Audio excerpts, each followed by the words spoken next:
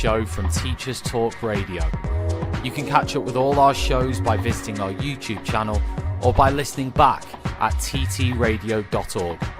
Don't forget to like and subscribe to enjoy more live education conversation from TTR. We hope you enjoy this show. Outstanding, a world-class vision, a world-class this. I'm a real leadership geek, honestly. I've spent my whole career reading books and chatting to people. I just find the whole thing and the announcement, the way it's been announced, bizarre. If you could move away from a model where teachers are so intensely focused.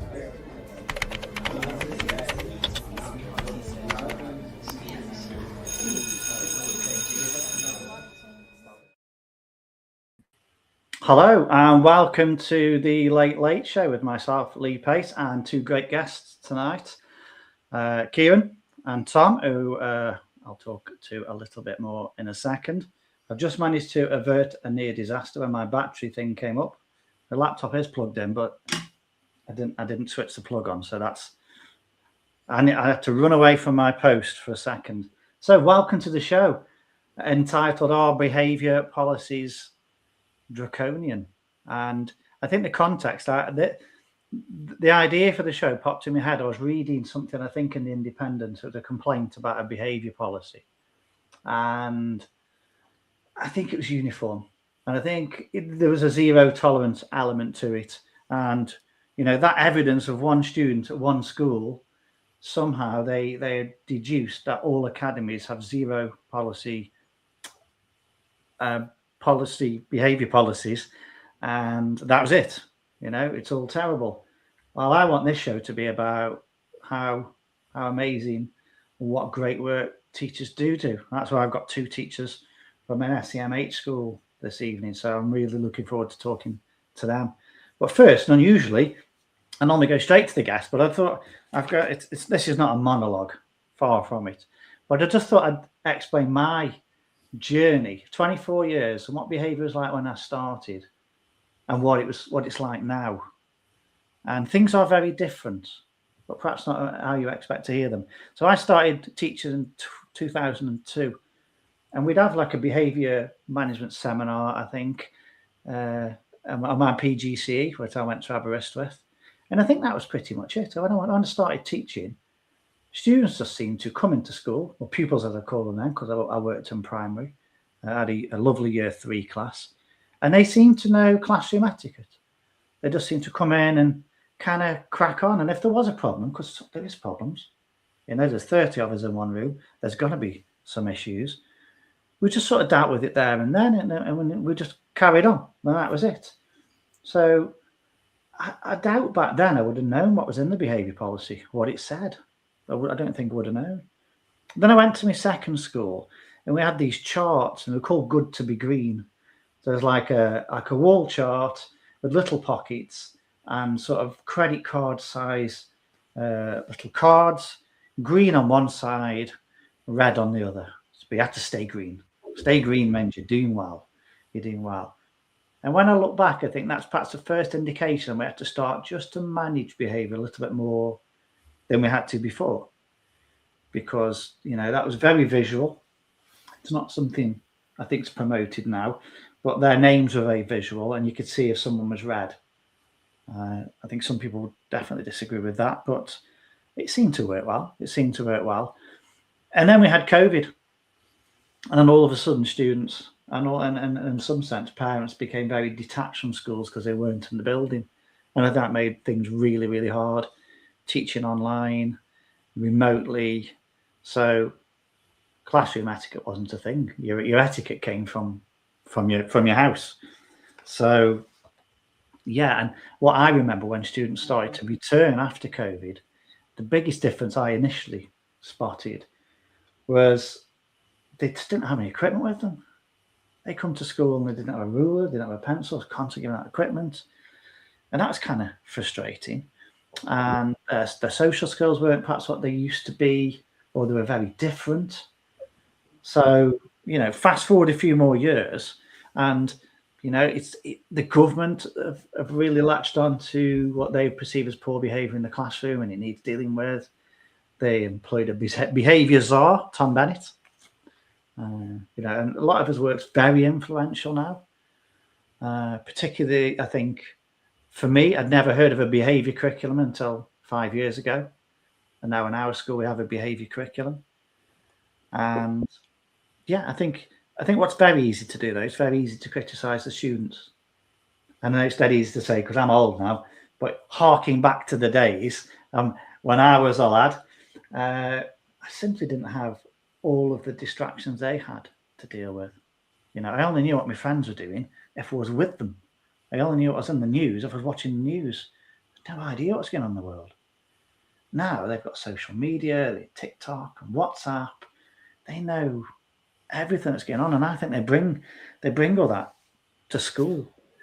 So I think what schools are doing now is managing the behaviour more carefully through behaviour curriculums, through explicitly teaching students how to behave. And I think if that was happening 20 years ago, I'd been, I wouldn't know what to do. How do I teach students to line up? Or how do I teach students to talk to each other?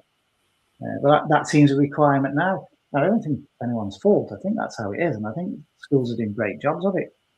What I do like about that whole school approach is teachers are working together. And we're not trying to single out teachers that might have a tricky class. We're trying to work on things together.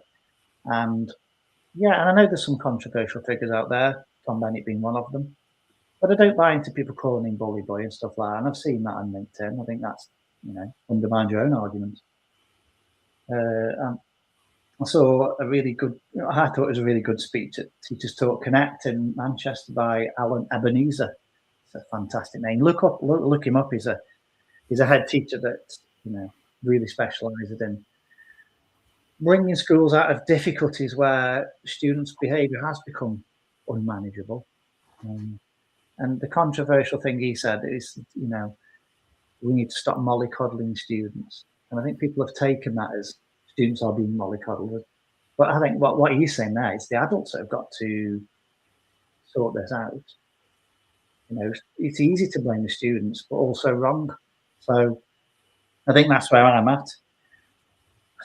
I think sanctions have a place. I know we'll probably end up talking about exclusions and all that sort of stuff. But that's where I'm at. And in my school, behaviour policy works really, really well. It's predictable. It's consistent. Students know the routines. But it's definitely not draconian. It certainly isn't draconian. All the requests are really, really sensible. So that's my opening, really, about why I wanted to do this show. And I worked really hard to get two great guests. So I'm going to pass you over to the guests now and introduce themselves, who they are, what they do, a bit of history about them. Kieran, are you okay to go first? Kieran, yeah, fine, yeah. On my screen next to me. Yeah, I've spent most of my career working with young people that at some point somebody else has struggled to keep them engaged in education, really. My background includes alternative provision and now work in a specialist education in terms of SEMH. Most of my professional career is spent supporting students who have experienced exclusions, disrupted education, trauma, anxiety, and a whole range of social, emotional, and mental health needs. I'm a general subjects teacher, so I teach across the curriculum and also a curriculum leader. So my typical day might involve teaching a bit of Shakespeare, might involve helping students to regulate after an incident, speaking with parents, working with the wider pastoral team and developing curriculums that engage the students that we have at our school. I'm influenced by many things, but one of the big influences in terms of the work that I do would be kind of Bruce Perry's work around regulate, relate and reason. And that influences me on a daily basis, because I'm sure we'll talk about children who are dysregulated and how unlikely they are to access, the best pedagogy in the world. So, our job, or my job, is ultimately to help young people gain more confidence, but also learn how to regulate so that they can access the teaching that's there in front of them. Thank you. Tom?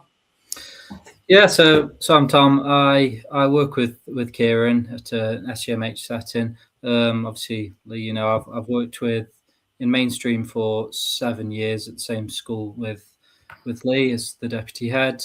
This is my first year in SEMH.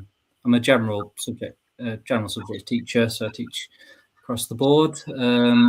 I've obviously changed to a completely different world now, which has been absolutely fantastic. But can I just pull back to what you finished off saying, Lee, with your introduction? You're talking about how the behaviour policy in your setting works. They've got routines, and it's obviously I was there for 7 years. I understand all that. And what I find quite interesting, just with the title of the show, are behaviour policies draconian? I'd agree. Your settings is definitely not, but also the idea our behaviour policy in our setting works fantastically as well, and it's incredibly different. It's not as explicit in some areas. It's heavily based relational, but the whole idea of our behaviour policies as a lump idea, I think it's for a different. Every school needs their own what suits the needs of their students. Yeah, the times they can all work in different ways. Yeah.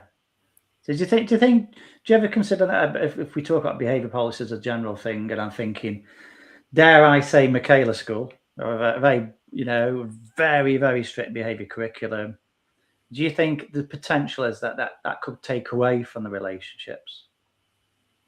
Or do you think it's just context? I think it's quite easy to hide behind.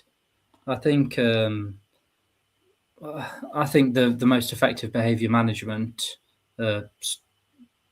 is to build fantastic relationships with your students. I think so what ours is based upon is the kindness principle. And one of the first categories in there is unconditional positive regard for your students. And how I've always viewed that is, so say my dad now, or my best friend, if I upset them in some way, would they not be my friend anymore? No. Would they have some resentment towards me? No. Would there be a consequence for my action in a disciplinary circumstance? No. Would I be disappointed in myself for letting them down?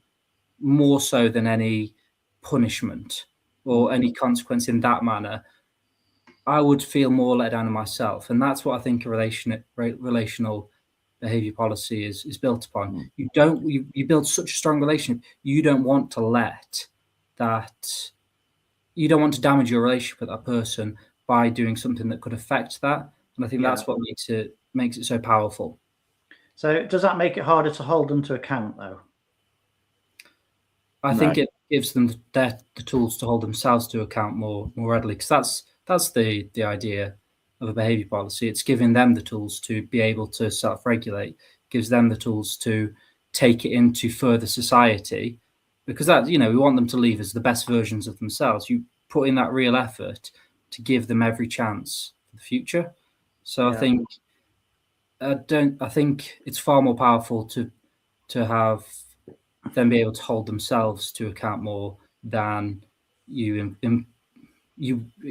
finger wagging, no, you shouldn't be doing that kind of idea. I don't know what you think around that, Kieran. Yeah, that's where kind of your restorative conversations come in. It's part of what we do. So get them to reflect. After they're regulated, they're able to reflect and think about what was the reason behind that behaviour, because every behaviour's got a reason behind it. So if they can begin to reason, that kind of educates themselves of what to do in the future, what to do in different situations. So I think it's those restorative conversations that are kind of key and underpin what we do. So we say, that behaviour was not acceptable. They will understand why it's not acceptable, but they can then be held to account next time because they will have reasoned. They will understand where they've gone wrong. I think one of the arguments against a restorative not necessarily against a restorative conversation, when I talk to teachers, particularly on LinkedIn, they say, when do I find the time? When do I find the time to have these conversations? And I can kind of empathise with that. Teachers are incredibly busy. So where's that time come from? I think you have to give that time. I think you have to give a part of yourself. We've got busy days. Every teacher's busy in every school. But if we're wanting children and students to be able to regulate and reason, we have to model that to them. So we have to give that time. We have to be the person that they can take in. Yeah. And I understand about the time pressures around obviously being able to in mainstream. I do get the time pressures around that. However, I suppose if, say, you've got a particularly disruptive student, is it more damaging, more time consuming in the long term not to have that restorative conversation, not to get to know that student properly?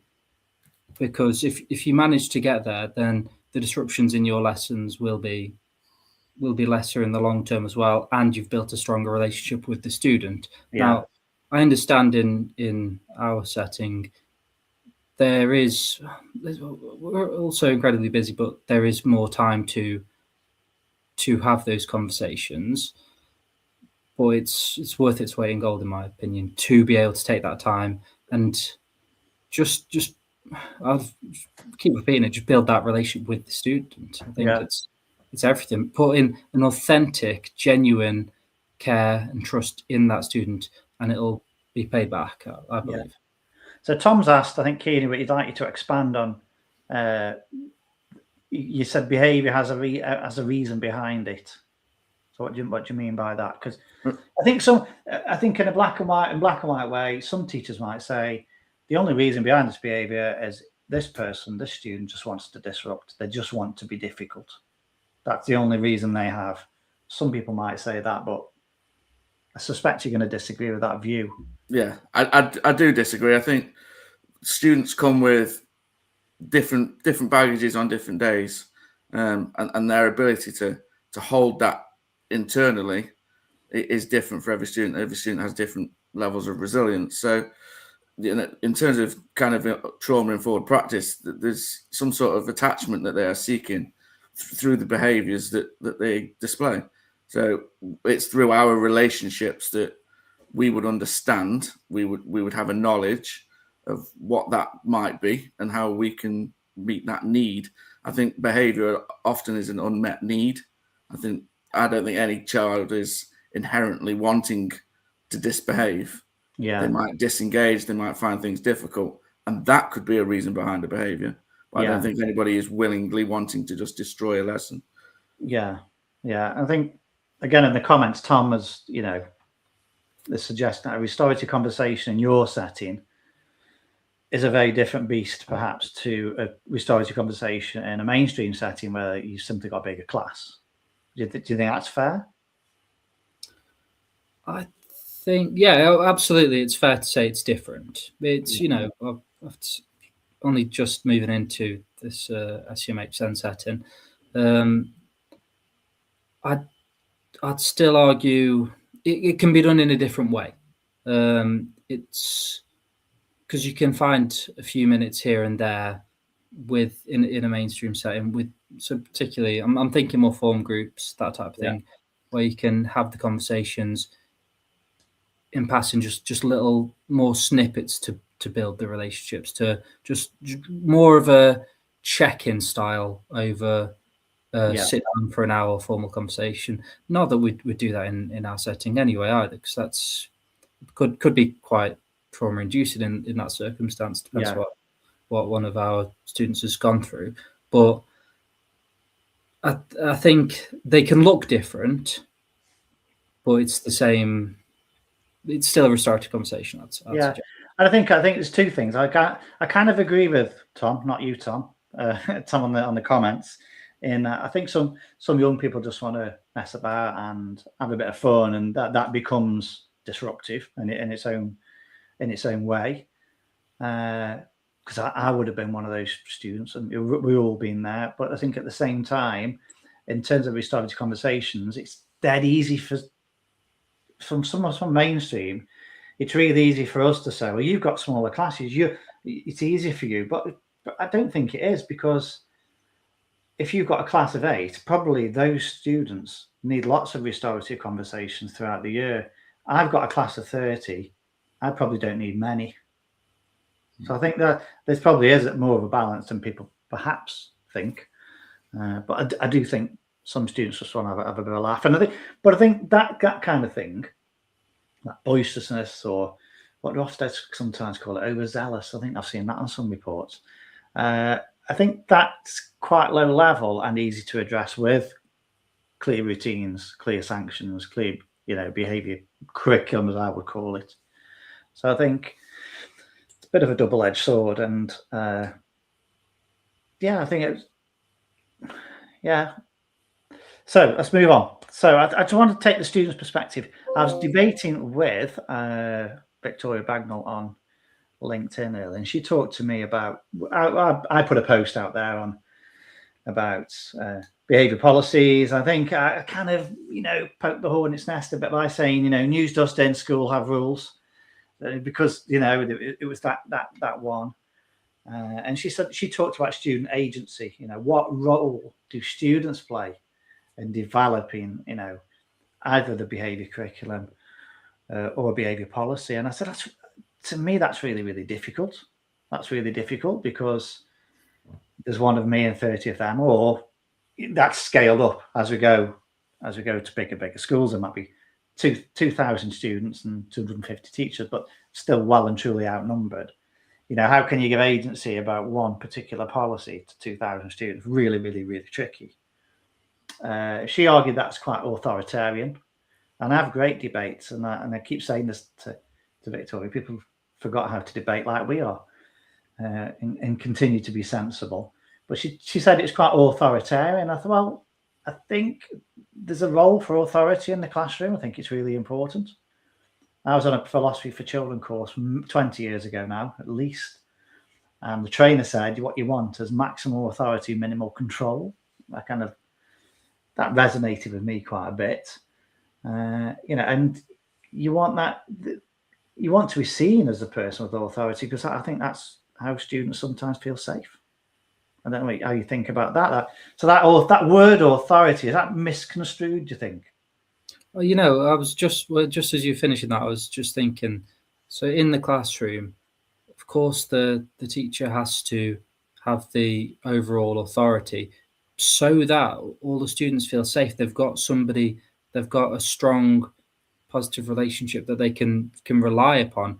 And when the student feels safe, it's just the basic Maslow's hierarchy, isn't it? They feel safe. They're in a safe space with you. Yeah. So then they're able to grow, they're able to learn. So if the suggestion of no authority is, it's necessary to facilitate learning, to facilitate growth for them, I think. Yeah. It sounds quite harsh, doesn't it, saying authority, but it's not really that context. No. It's an interesting one, isn't it? It's how you use the authority, I think. I think if you're at the front dictating, I think that's different authority to somebody who is in control, and others see that you are somebody who's predictable and consistent. That gives you authority rather than just control. Yeah, and I think sometimes it's the intent behind what you're trying to do as well. If you're just trying to control, they're not going to learn. They'll feel, in a straitjacket. They'll feel fear. So. Yeah, just a comment from I can't read the name because it just seems like loads and loads of letters. It must be a handle. I think SEMH policy and setting cater for 2% and mainstream cater for 98. It's difficult to compare the two. I think I've got a bit of an issue with that. Really, I think what worries me. I don't know. Subconsciously, are we saying is that comment saying? I don't know.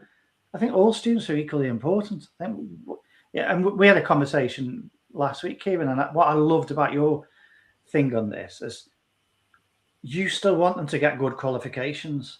You still have high expectations for these students.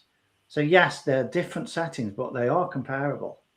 Yeah, and I think that's important as well. So I think that's important for our students. Sorry, Tom. I think that's important because they see themselves with a label already below their mainstream counterparts. So Yeah.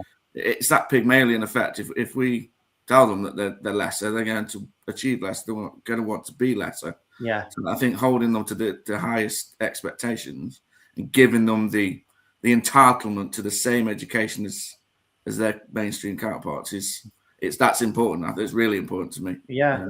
And I think I remember I worked at Tom for 7 years, and I remember when he decided to come and work with you, and part of me was like, "Oh, Tom, what you doing? What you doing?"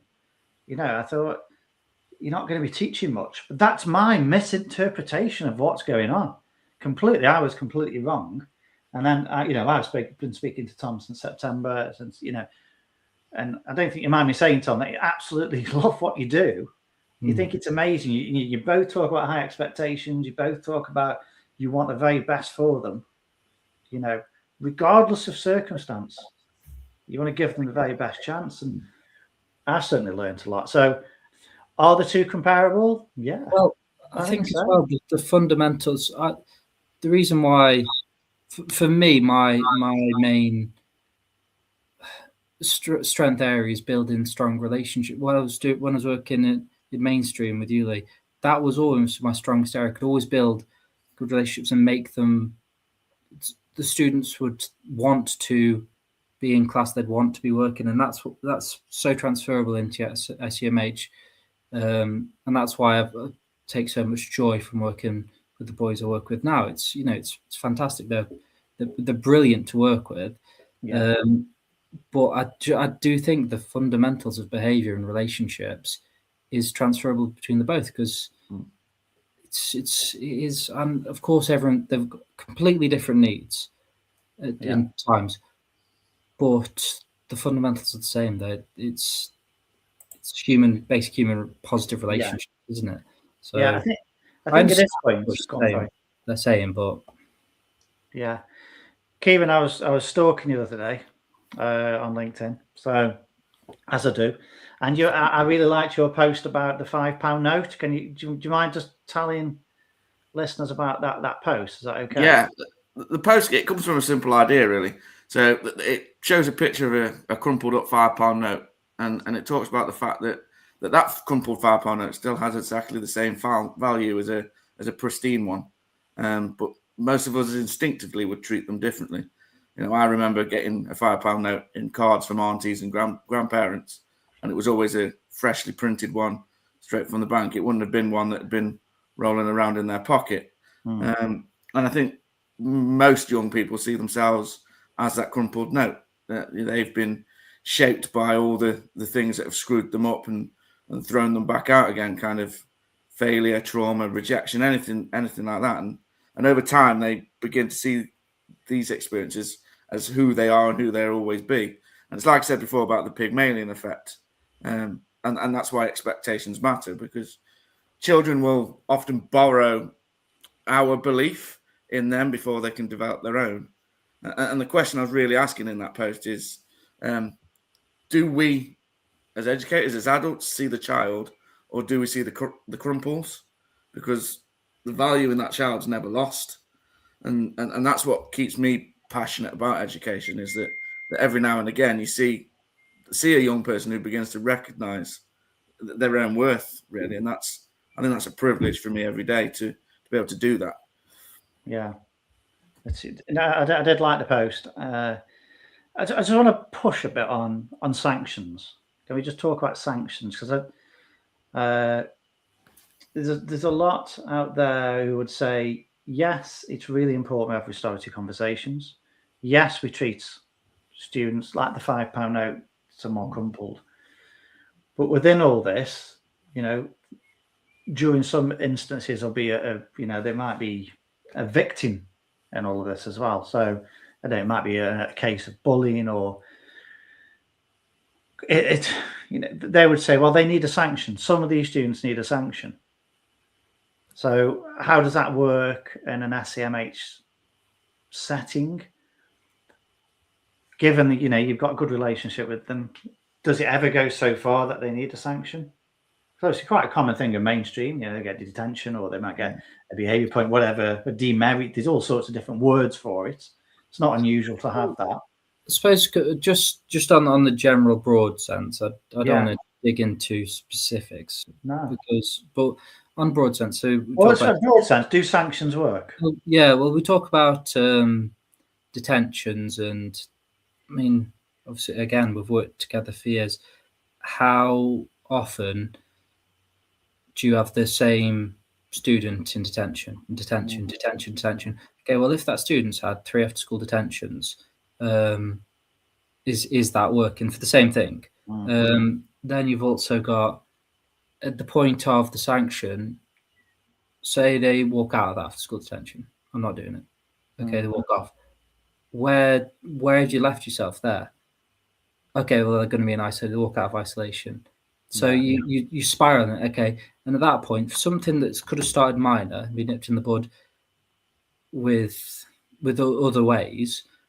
So now that student, they're going to get excluded because you can't, because the sanction system, they've decided they're not going to engage in that either.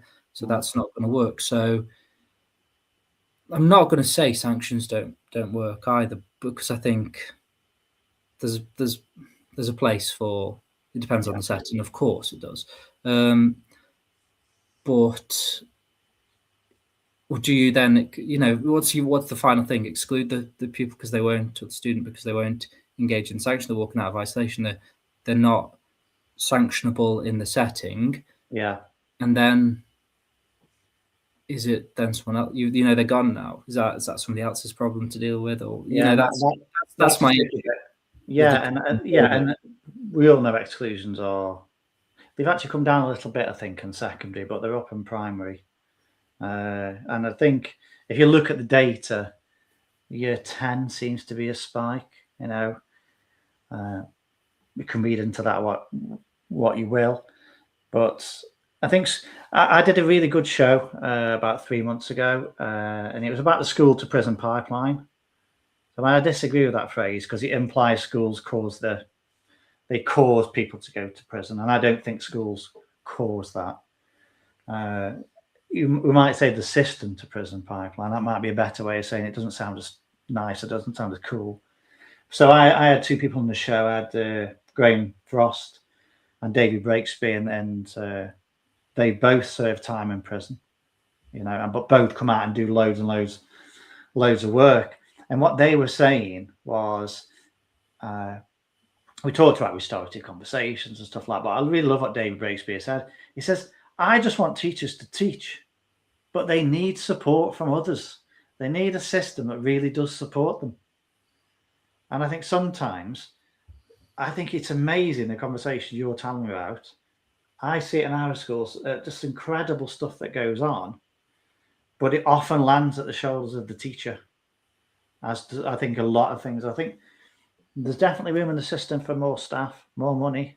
But that's a wider problem, isn't it? It's a wider problem. And then I think when people are on LinkedIn and they're talking about the system as failing, which I think is nonsense. Sorry, I have to say, I think, because I'm going to defend it. I think I'm well within my right to say it. I think it can be improved. And I think that'll be a really good improvement, that giving teachers a bit more time to do this. Because people, I'm sure, that we had that comment earlier, and people think you've got loads of time. I think they just think you put your feet up because you've only got 8 students or however many, and they just think it's nice and easy if you have, shall we go off onto the couch and have an hour's chat? I know it's not like that. I know how hard you work. So we've got quite a nice comment on here, actually. It's a big one, but I'll try and get on the screen, from Joy, who's on Facebook. So I have 2 children who've been through mainstream, one with ADHD and one with autism and ADHD, both very different children. So, but she talk about how they've engaged with their teachers, and the teachers show empathy, the listening, talking. And when you both talk about relationships, when it comes to the teacher has to tell them off. And that's a phrase we almost aren't allowed to use anymore. But, sometimes we have to tell them off. But if you've got a good relationship with them, they don't want to let you down, do they? They just don't want to let you down. And then that's a really big win. So I'll take that off. I think on that comment, Lee, students are far more likely to protect a community or something they feel part of.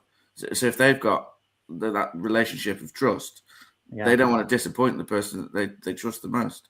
And consequences do matter, but I don't think they're ever the starting point. No. And when you say community there, I think it's dead interesting. The staff culture where I'm at it's a really cohesive group.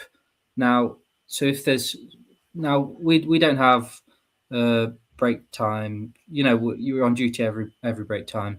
You eat with the kids. You're with them from the moment they arrive to the moment they go. So there's a lot of conversations. They'll join in with the staff and have conversations.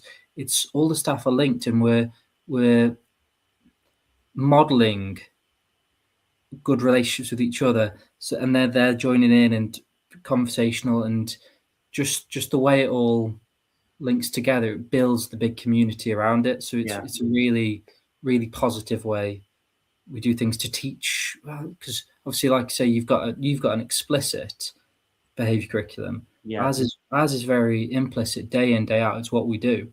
Yeah. It's what the boys see, what they live day in, day out. So yeah. So another comment here. So I put Tom Rogers up, says, if not detentions or sanctions, what is your consequence instead? Tom likes to push us hard. And I think sometimes, I'll come from a mainstream perspective. When we do use detentions, we have very clear sanctions. And I think in 24 years, I've seen about 5 Permexes. I think it's a rarity.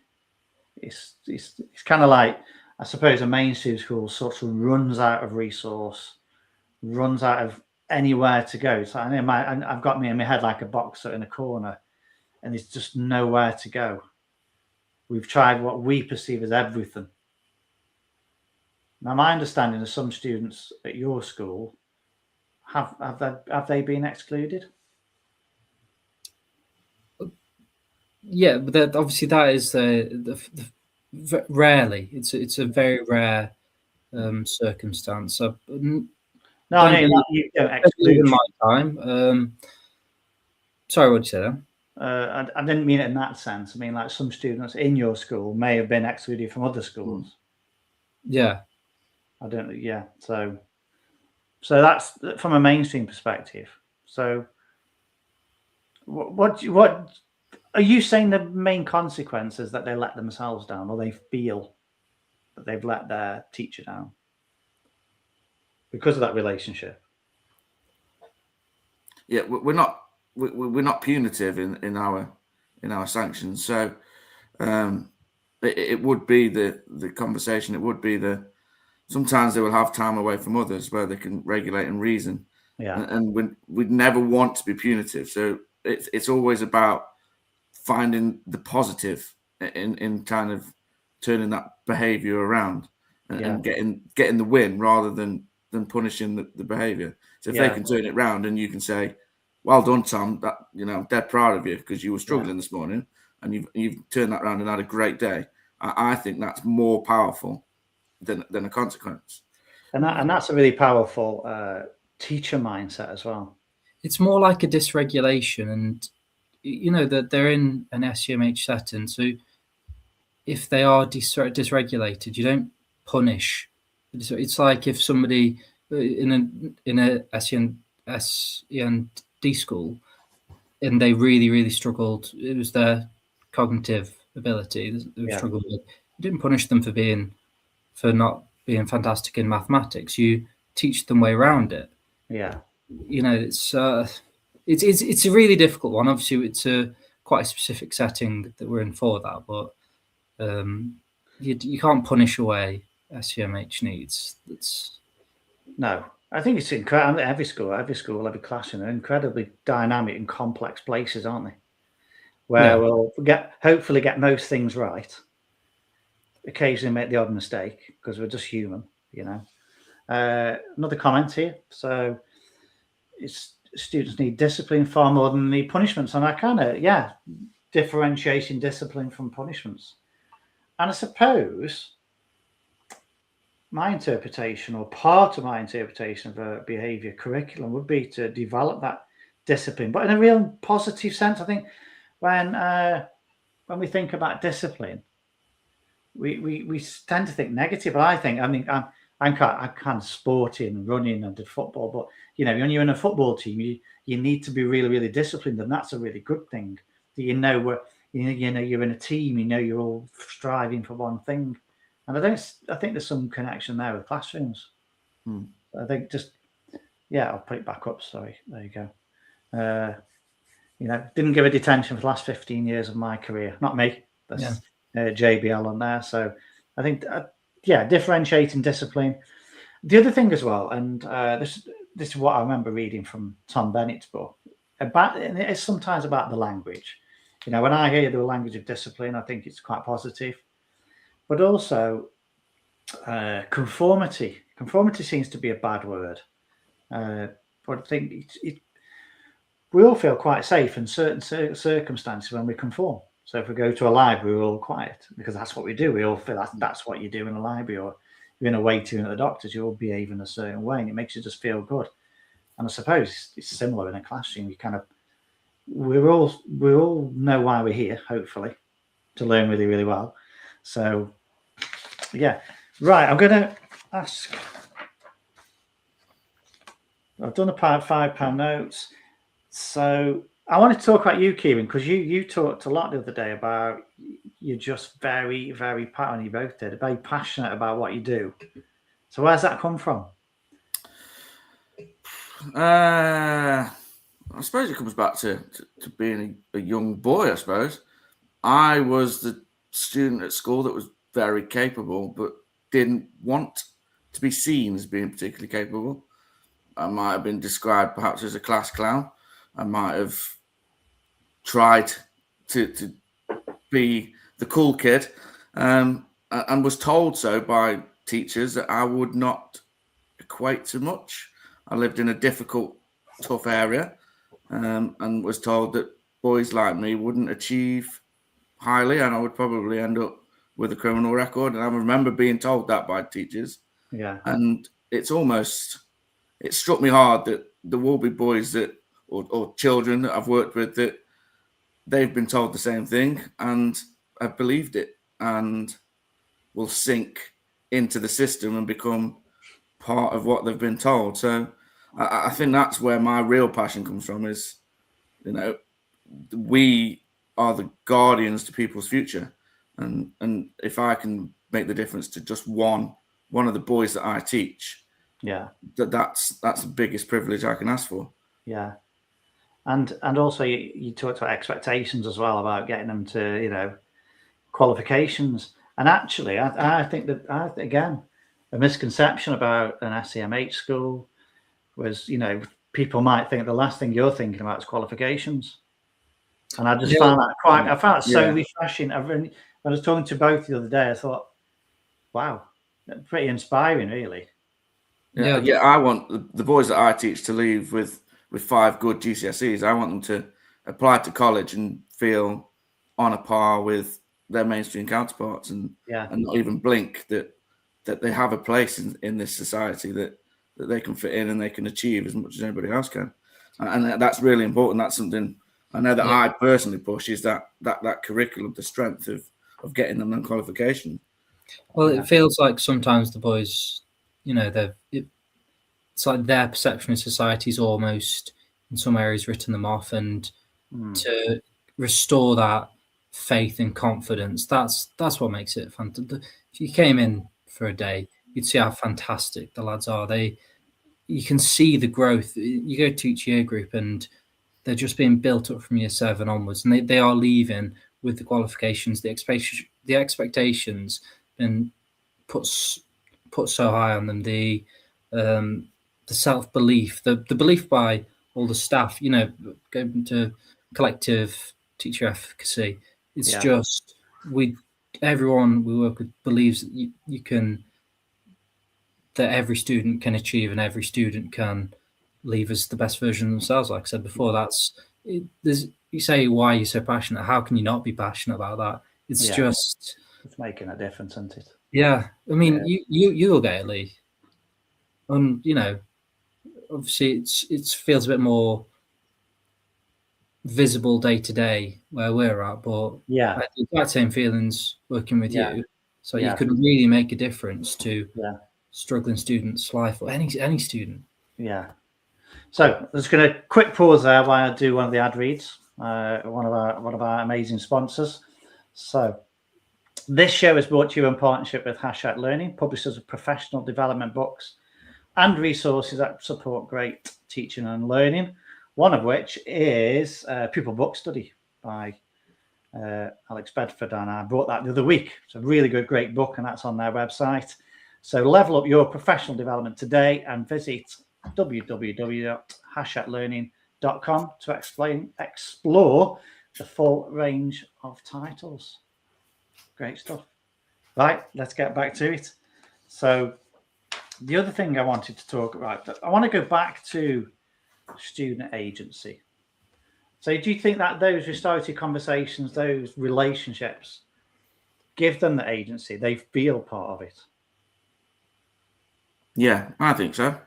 I think that they understand consistency. They understand the predictability of what comes, and they will, in terms of agency, if they feel that something is inconsistent, that they will feel free to say that isn't consistent, that isn't fair, and I think that's where they get their agency, and is that they have a voice to say so. Yeah, I was speaking to some of my students today because they know I've got a show. Sometimes they put silly comments in the box, but they haven't tonight. And I wanted to kind of turn it around because it's very easy to say, why do students misbehave? But you can kind of turn it around and say, well, what motivates a student to behave? What are the conditions we create to help them? And they talked about lots of different things, but one of I got some of the classic answers, such as, so I get a good GCSE. Fine, if that's, it's an extrinsic motivator. They talked about careers. We do a lot of careers education in our schools as well. And one of them says, oh, my mum will shout at me. So, and we can smile about that. But it's amazing to get that parental support there. Obviously, I don't think his mum would shout at him, but it was, it's just, I think it's just interesting sometimes to turn it around. We get so bogged down on what bad behavior looks like. It's kind of thinking, right, what does good behavior like? So I'm trying to think, strategia, how do you create those conditions for your students? Is there anything you do that you think this really works? And what advice would you pass on to someone like me in a mainstream school? Lee, have a go at this. Lee, this is really important. It will make a difference. Well, maybe not me, but other people in mainstream schools. What's the, it's a bit of a cliche. Remember the Diamond Nines that we used to do? And you'd have one. What's the most important thing that you do in your school that makes a difference to behaviour? Well, I think we've repeated it like 70 times in this. It's the most important thing is it's relationships. That's the key. Build strong relationships with your students. Take time to get to know them. Whether you've got a class of 30 or a class of 8, you have to make the effort. It's interesting because weirdly enough, I've got quite a similar personality to Kieran and yourself, Lee, when it comes to how we are as people. Yeah. But there's no set rule book, in my opinion, because some people do it so differently. Some people are incredibly extroverted and achieve the exact same results with good relationships, good behavior, and it's you kind of play to your strengths and learn how it works for you. Because if you're pretending in any way to try to get behavior, well, it's not authentic. And if you're not being authentic to yourself, giving a bit yourself, you're not going to be able to build the good relationships, because children can see through you immediately. They know if you're being fake. They know they can read you, So, and if they sense you being fake or lying or just not yourself, yeah, you're not going to build a relationship because you've not got the trust there. No, I know we were talking earlier, but I think it's worth sharing. I was talking to a student about his maths lessons, and I said, "Do you like your maths lessons?" I'm his maths teacher, just for context. And he said, "Yeah, when you're in a really good mood." And I think my mood's quite consistent. I think I kind of pride myself on that, but they just pick up on these little fluctuations. I might have come to the class a little bit flustered by something. But he was really astute, and he could really pick up on things. Well, that was his perception. And actually, whether I think, no, that's not the perception, it's still his, it's still valid. And that's a good mindset to have. However, what they're thinking is valid. We can challenge them on it. And it's okay to do that, but accept it to start with and say, made me think anyway. It really made me think about, I thought I was pretty consistent. I thought I was it's interesting. fairly smiley, fairly happy normally. There's one of you as well, and they're all watching you. 90% of the lesson they're looking at you, so they're going to pick up things, aren't they? Yeah. That you don't. So they'll notice little things about you, but you kind of forget that you are being observed by the students all day long. Yeah, they invest in you all day. That's all they do, is they invest in you, so they know every nuance of your behaviour. Yeah. Whereas you, Lee, have got 30 kids that you've got to invest in and learn the nuances of. We've got 8, but you are their person that they watch all day, so they are going to pick up straight away. And I think you were saying about what advice I would always say: don't take behaviour personally. I think if you are personally hurt, I think you've taken that behaviour in the wrong way. Yeah, I think you've not been curious enough about what is the cause of that behaviour. You've just gone, well, that student doesn't like me, and that's really upset me, and that's it. I think we've got to be cautious of that as teachers at times. And they could be testing you as well. Does this person actually care? Does this person really care about me? If I give a little pushback, are they going to be there tomorrow? Or what's it? So it's a constant little back and forth, isn't it? And then until they start to trust you. Yeah, and I think I've had a few times in my career, it's just popped in my head. I've maybe had a few parents said, Mr. Pace, I feel like you're on his back, or feel like on her back. And I said, it's because I care, because I really, really want them to do well. However, I know I'll take that on board. I don't want them to feel sort of targeted or anything like that, but I really just want them to do amazingly well. And I know they can, and I know they're talented. So I think all teachers as well would be, if you got the feedback, my child does not want from parents. They said, I think they've not really had this, but said my child doesn't want to be in your class because they don't like it. It would hurt. I think it'd hurt any teacher. No teacher would. No, you're never trying to get on somebody's back and make them want to disengage with you. That's just. No. So when they're saying it feels like getting on the back, it's a weird one, isn't it? Yeah, it is. Another comment. We've never had this many comments on a show, so just about difference between SEMH and mainstream. Greater emphasis on empathy and emotional support. Yeah. It's teaching them to regulate and be able to self-regulate at a point that they become adults, really, because at some point the comfort blanket of school, unfortunately, won't be there. So how do they become well-functioning adults that can self-regulate? We take it for granted that we can regulate ourselves. If a student's pushing our buttons, we know how to regulate. Whereas, especially an SEMH student, they don't have that tolerance. They act impulsively. That polyvagal theory would say that they're looking for the what's the thing that's there that's to scare them, and that's how they react. They react impulsively. Yeah. So yeah, I kind of agree. Yeah, and what I love about you two as well, when I've spoken to you, and even now, you're not making this up as you go along. You're really, really evidence informed. You know the reason. Tom, you worked with me for 7 years. I love evidence, pedagogy side, evidence informed.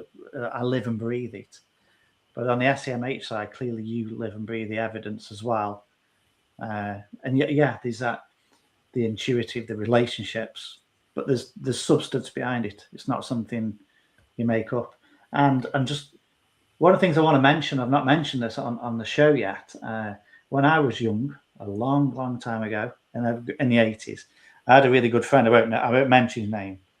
A really good friend at a school, and he's kind of like one of the hard kids, one of the tough ones. And I was never scared of him because he's my mate. But it's I kind of like felt a bit cool that he was my mate. It felt cool. We didn't go to the same secondary schools though, but I'd still bump into him because we live in a similar estates, the estate next to mine.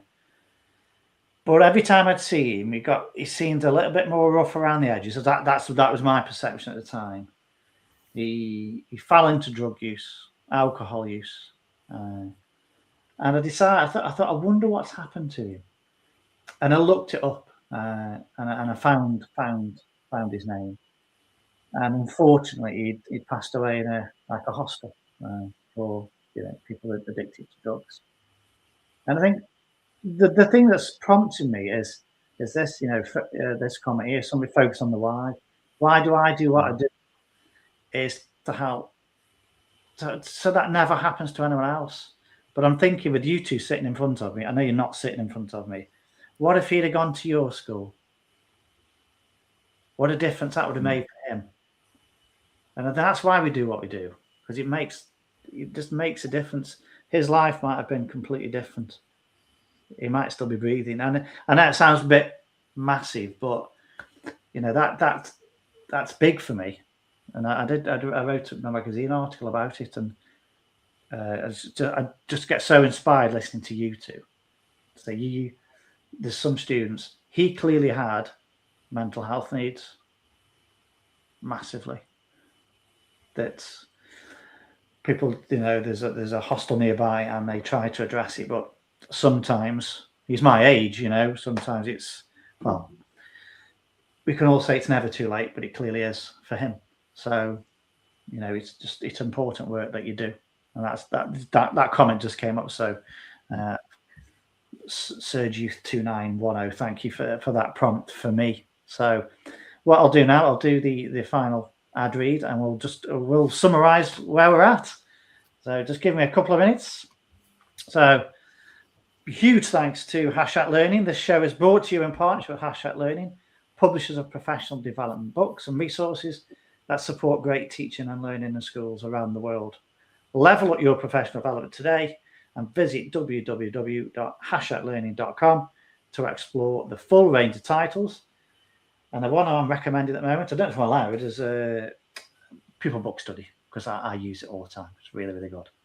So, it goes without saying, thank you very much for agreeing to be my guest. I've learned an awful lot. I want to come and visit your school now.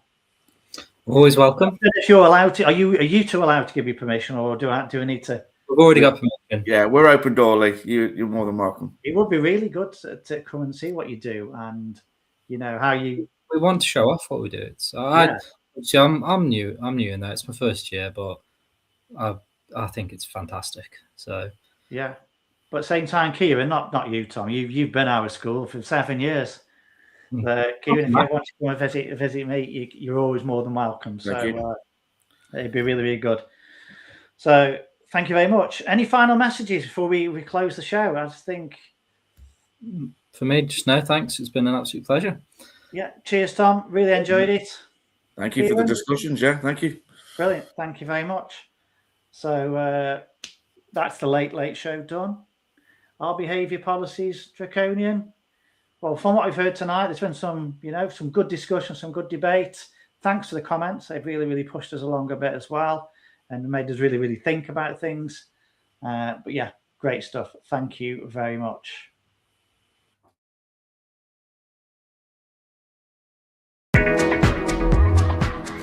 Thanks for watching live or listening back to this show from Teachers Talk Radio. You can catch up with all our shows by visiting our YouTube channel or by listening back at ttradio.org. Don't forget to like and subscribe to enjoy more live education conversation from TTR. We hope you enjoy this show. Outstanding and world-class vision and world-class this. I'm a real leadership geek, honestly. I've spent my whole career reading books and chatting to people. I just find the whole thing and the announcement, the way it's been announced, bizarre. If you could move away from a model where teachers are so intensely focused